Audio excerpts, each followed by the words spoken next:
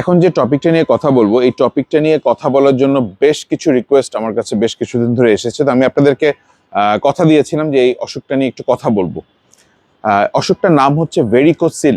Varicocele কিন্তু খুবই সাধারণ একটা অসুখ, যেটা দেখা যাচ্ছে প্রতি 10 জনের মধ্যে 4-5 জন পুরুষেরই আমরা সাধারণত আল্ট্রাসাউন্ড করলে, মানে স্ক্রোটাম বা আমাদের এই থলিতে যে আল্ট্রাসাউন্ডটা করা হয় ওখানে করলে কিন্তু আমরা ভেরিকোসিল পাই। কিন্তু ভেরিকোসিলটা কি আপনার জন্য নিরাপদ সাইজের, নাকি আপনার নর্মাল ভেরিকোসিল যতটুকু থাকলে ভালো বা তার চেয়ে বড় আকারের কিনা, এটা জানার জন্য আল্ট্রাসাউন্ড করে আপনি একজন ডক্টরের পরামর্শ নেবেন কিংবা একজন ইউরোলজিস্টের পরামর্শ নেবেন।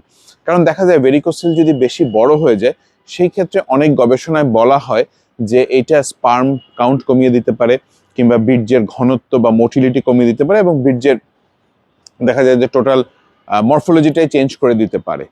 তো আমাদের স্ক্রোটাম বা থলিতে যেটা আমরা বলি অন্ডকোষের ওইখানে কিন্তু টেম্পারেচারটা কুলার থাকে, কিন্তু এই ভেরিকোসিলের কারণে দেখা যায় অনেক সময় টেম্পারেচারটা বৃদ্ধি পায়, যেটা স্পার্ম প্রোডাকশনে কিন্তু ডিরেক্টলি এফেক্ট করে। তো ভেরিকোসিল জিনিসটা আসলে কি?